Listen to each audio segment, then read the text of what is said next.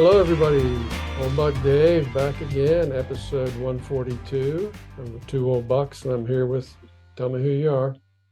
Yeah, and lucky to be here with you is old Buck Dell. Old Buck Dale. Hey, welcome, buddy. Good to talk to you again. Good to talk to you Yeah, again. It's been, good to talk to been a you too. while, been a while. So we have lots going on this week.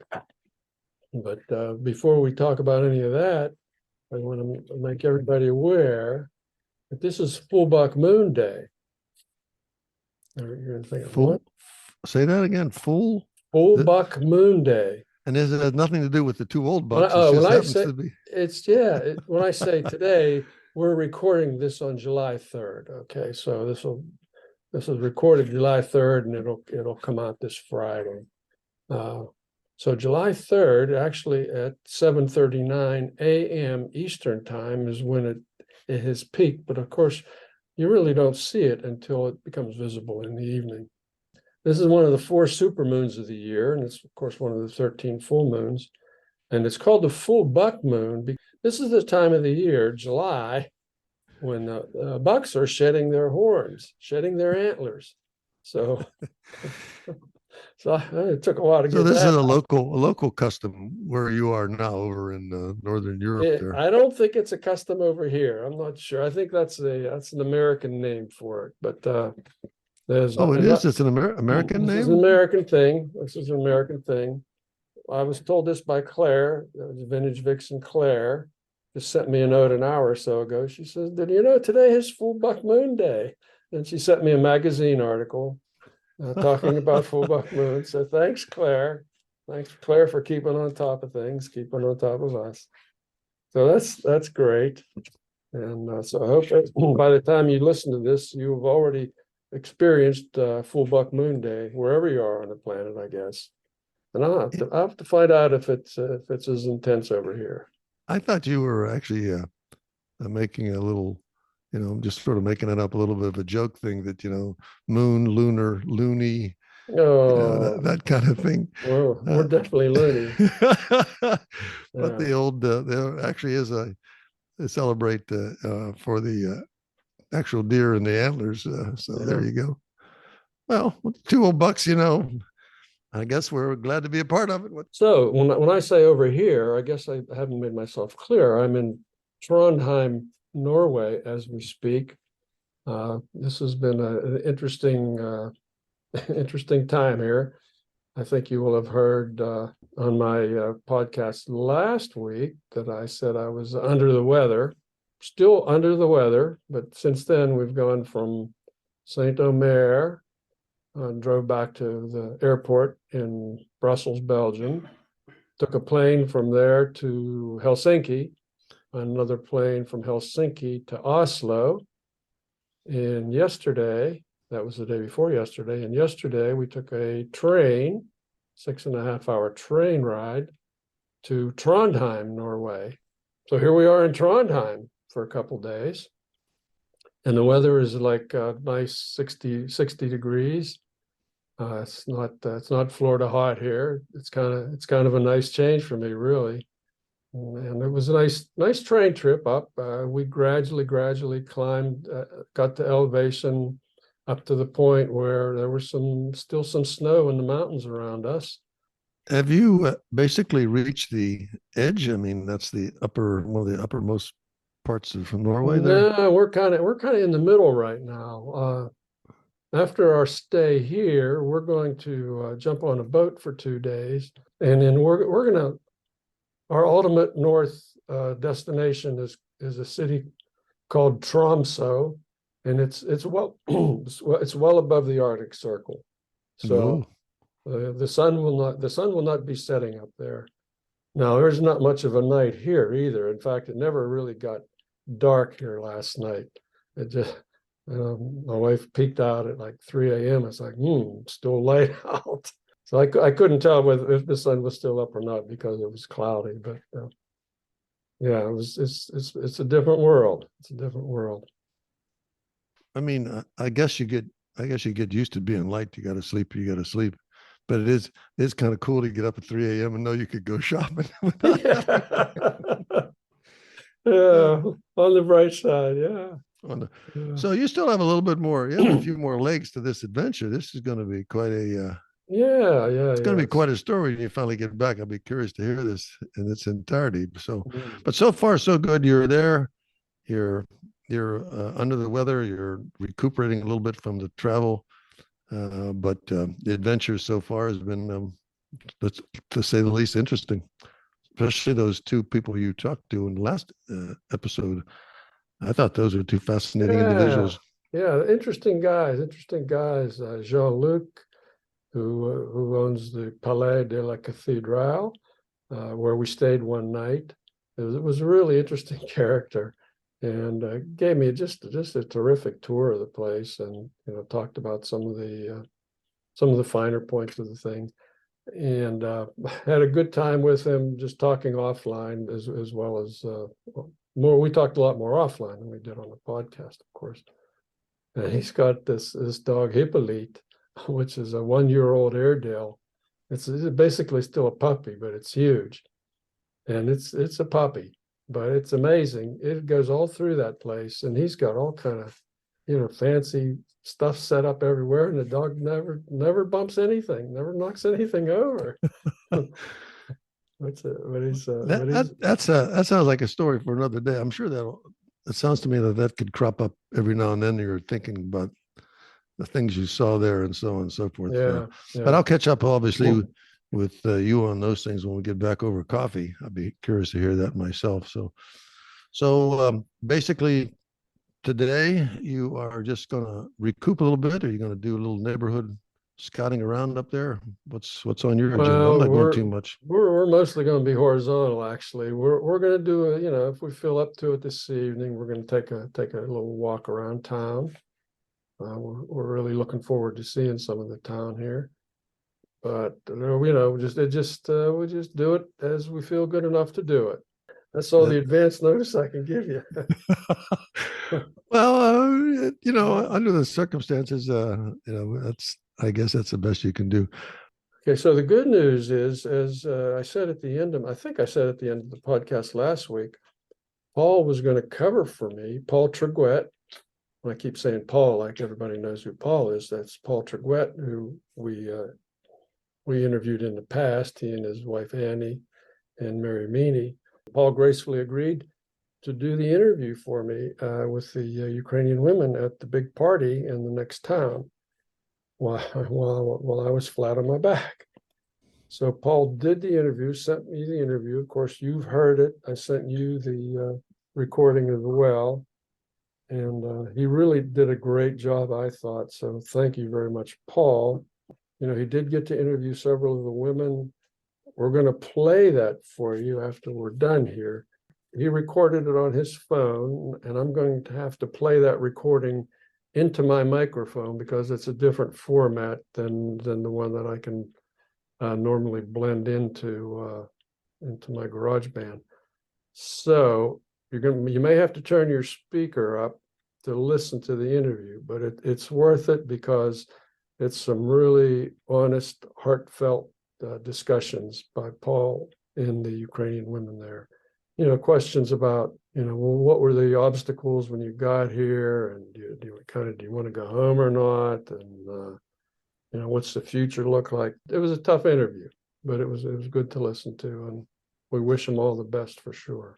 When I heard that, Dave, I always think about talking to somebody who's in circumstances that were beyond their control, something they would not have chose to do. You know what I mean? Yep.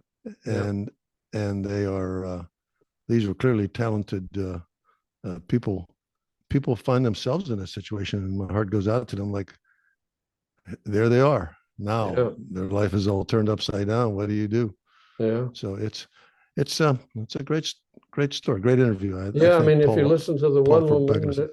the one woman said, for a couple months, she just couldn't accept the fact that she was there, and she didn't want to learn French, and she just wanted to be home.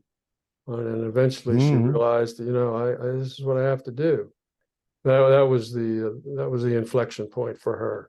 And of course, then the last woman that he spoke with, Olga, is a woman who was just hired by KPMG in Saint Omer. She's an accountant. I mean, these women are all professional women. They're accountants, lawyers, left a real career as well as a family and country.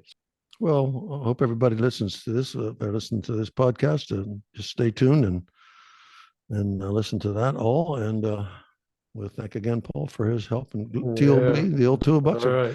I'm excited to be a part of anything that's like a noteworthy thing. So, and with all luck on our side, Dave will be feeling better next week. And I won't sound like I'm dragging myself through the thorns here. Yeah, and this is Old Buckdale. Great to be in contact with you again. I wish you all the best, good health on your side. Thanks all our listeners. And you just don't know what you're going to run into if you're listening to Two Old Bucks. This is something about somebody that we think is worth listening to. So it's always something. Yep. Old Buckdale saying thanks again. Talk to you next time. This is Old Buck Day saying the same thing. Thanks. Hello, Internet people. I'm coming to you from Tilk, that's in the north of France. This is Paul, Eurobuck, as Dave would call me, and I'm sitting in because Dave is right now back in his hotel, pretty much sick as a dog. So I have with me Yulia, Olga, and Darina, who are from Ukraine in various cities, and they're just going to share a little bit about their experience since arriving here, about a year ago. So, would you like to introduce yourself? I'm Yulia, hello. My name is Olga, hi, hello everybody.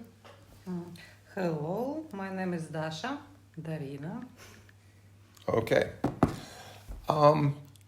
I think what some people don't quite get is just how accomplished these ladies are as professionals. You in Kharkiv, you were Yulia? Yes, I'm from Kharkiv. And your profession was? I still Is? I still accountant and lawyer.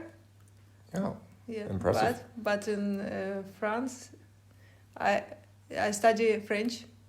Yeah. Olga, what is your profession? My profession is also accountant, and I'm from Zhytomyr. It's not very far from Kyiv. It's 130 kilometers to the west of Kyiv. West. And Dasha? Я народилася у Харкові, живу у Києві. Darina was born in Kharkiv.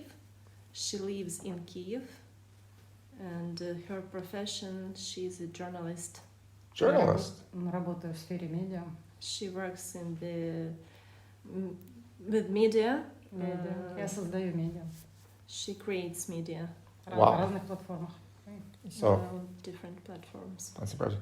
So, when you arrived here, I guess the question is, what was, your biggest hurdle that you've hit, or the cultural differences that you noticed in arriving?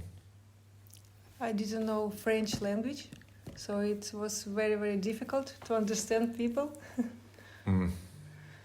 And it was big change, and because we must to live our life, our good life in Ukraine, and to go somewhere where we don't know anybody. So it was big stress. You landed here at the farm when you first arrived? At first time, I live with my French family.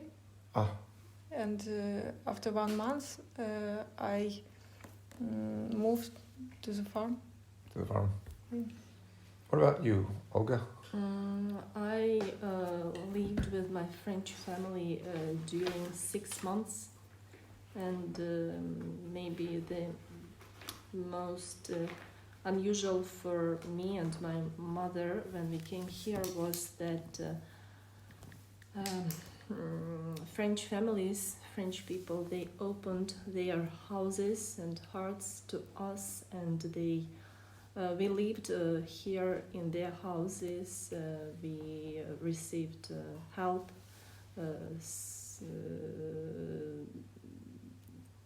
in everything that we need, not only where to live, but also what to eat, and also to communicate in this difficult situation, because and it was for us, it's very unusual. Maybe one question that we asked ourselves several times, is it possible something like that in our country, to let for the people whom we don't know, with whom we are speaking different languages, and whom we see the just first time in our life, was it possible like that to open our houses and to in French it's partager, share our lives with these people. Maybe it was the main cultural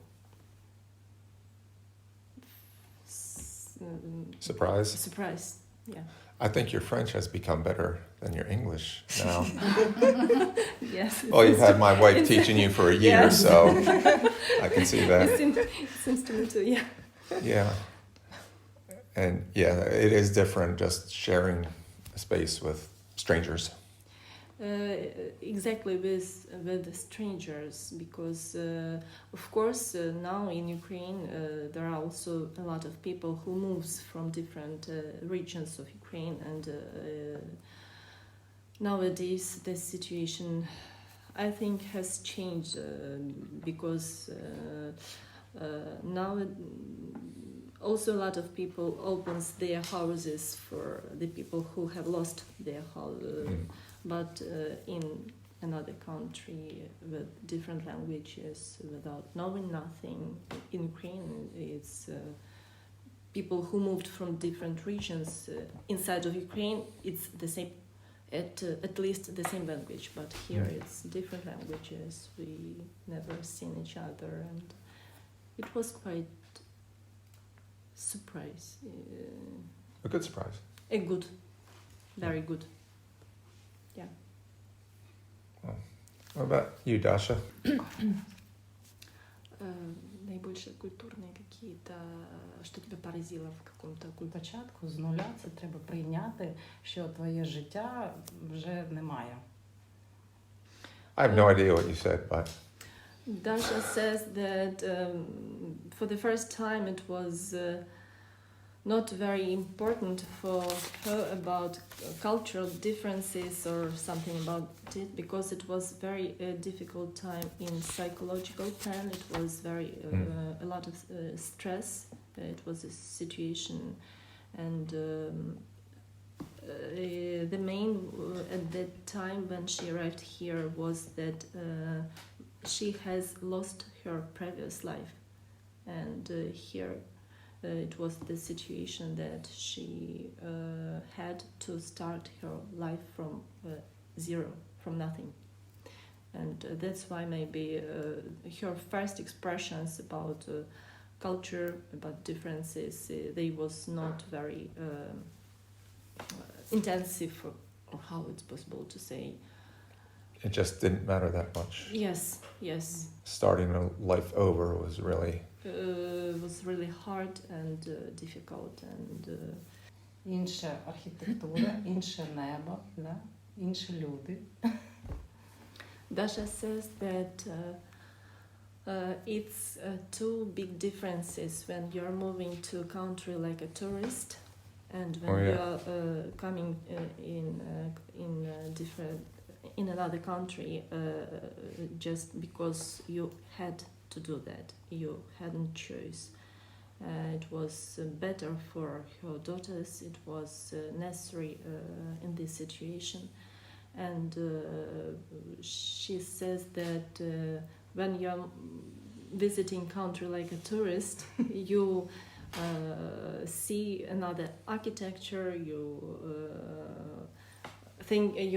thinking about culture of this country and notice all of it. But in the situation that was a year ago, all that was maybe in the second, third plan. Now, you all brought your children with you? Yes, I Well, have. I know Veronica, so she's a bit clingy, isn't she? Thank you. I have two daughters. Right. My one daughter, her name is Polina. She's 18 now. Mm-hmm. And my second daughter, her name is Veronica. She is 8 years. Because of my children, I should to move. No. Because for me, the most important thing when my children in the safe. They're safe. Safe. So. How are they adapting? Good. Better than me. My elder daughter, she met French boyfriend, so she's very happy. She fall in love. Well, okay. That's Yes. something. Yeah. And my second daughter, Veronica, she learns French. She found a new friends. Mm-hmm. So it's good. How about Olga? I don't have children Right. yet. I'm here with my mom and mother and father. Right. What can I say about adopting? For me, for the first several months, it was very, very difficult, even though that I learned French earlier. It was very difficult because of a lot of stress. Mm. And I was thinking about moving to Ukraine. Maybe first 3 months I thought about that almost every day. It was very difficult with language for me. It was I had a period of time when I was just blocked totally. I didn't want to speak French. I didn't want to hear French. And then You know, your teacher's here. I did not notice this at all. Not at all. It was in June when we started our classes with you. It became more easy for me because in our group, in our very, very good group with you, Yes. we started to practice our French every day, and it became every day it was easier and easier. And Okay. So you stayed in France because of me. Okay. I remember Yes. that. We'll go with that story. Yes, yes, and you have made a lot for us, and your classes was really amazing period of time because our adaptation is here. Here it was. Our classes was a huge part of our adaptation here. Yes. Well done. Yeah. Well done, yeah. And Dasha. У мене дві доньки. Дуйся. Dasha has also two daughters. Her Богдан, Саша. Bogdana and Alexandra. Bogdana has she is 8, yes, Да. 8 years old, and Alexandra she's 17 years old. Bogdana now goes to school here in Saint Omer, and everything is good for her. Mm-hmm. Dasha's oldest daughter, Alexandra, she is doing her studying in Ukraine online, and she has already finished a program in the institute. Yes, Dasha, in the institute in Germany, and now she's trying to enter. In another university. Yeah. In France? In France or in Germany or Ukraine? No, це не по Франції, не по Германії, це Бельгія. Oh, Belgium. Okay. I know the online because my first two families, the girls were doing the online courses in Ukraine, usually in the evening because they were in German classes during the day. So, wow, we've already used up the 15 minutes I promised. I guess we were going to wrap up with a couple things. Looking to the future, I think we're all doing that. I know Ani and I have already made a commitment. We're going to be helping people rebuild, and we're going to keep supporting as we can. Where do you see in a couple years when Russia's finally beaten, gets their asses handed to them? What do you plan? It's difficult to plan. Difficult to plan. Because now we don't know how long the war will go. So we thought Russia never attacked Ukraine, but after we thought the war will finish soon. And now we want only to win. So I don't know about our plans. Of course, we want to win and rebuild our country. Hope it will be soon. We hope so too. For me, it's also quite difficult to say what I plan in 2 years or more, because a lot of depends on how many time this war will going on. And we have now the situation, maybe the main speciality of this situation is that each day it's we can in French uncertainty what will be the next day, what will be the next month, and in this situation to plan something very, very difficult. We are trying, me personally, I'm trying just to live from one day to another. And last we look at Dasha. Можливо, якщо це скоро відбудеться, Україна переможе, да? Ні, от Раніше. вона сидить, її мобілізувала. Dasha says that the war learned her that it's impossible to plan something. She has a friend who before the war she worked in a big corporation, and she has an interview with this corporation for get her work, and she had a question, what you are planning in 5 years, and it was a year ago. And now she works in PR service, Military.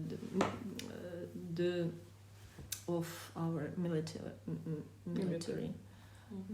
And she wasn't expecting a year ago that she will be work today like she works. So the main idea that it's difficult and impossible to plan something. No plans, only hope. What's that? Yeah. Only no plans, Just only hope. no plans, only hope. Wow. Okay, so I guess we can wrap this up. Is there anything you would like to add individually to any of the listeners? Very often I hear from different journalists question are you planning to return in Ukraine when the war will finish? And very often I hear from different people that it's important to continue to tell about war so that people wouldn't forget about it. And I was thinking a lot of time about question, do I plan to return in Ukraine or no? And finally I understood that the answer for this question is that I don't know. Because maybe the main reason is that when we moved here, we have to accommodate EC to find a job, and we have to do here everything so that we have normal life, and it's really difficult. It's big changes in the life, and when the war will finish, I understood that I don't know what will be the situation at that time, and will it be possible for me to change my life once again if I will manage here. And also I understood that the only way to tell people who didn't think yet about war or who forget about war is to propose them to imagine that this is the situation of their life. It's impossible to explain something until you imagine that all this is happening with you, because during all these months it was a lot of conversation with different people, with journalists, and I figured out that in some times I begin just to repeat the same things, and even for me it's already not very impressioning. But when I thinking how it's possible to people explain what is the war, now I think that the only way is that people try to find some videos in YouTube. There is a lot of videos from Ukraine, and just to look these videos and to try to imagine that all of it is happening with you. That's scary. Yeah. When I was a little girl, my dad told me it was a lot of films about war, and we met one man who was very old.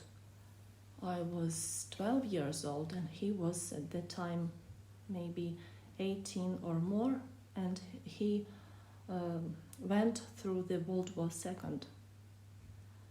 And he told me that he doesn't watch films about war because it's not true. And my dad told me also that when war started, that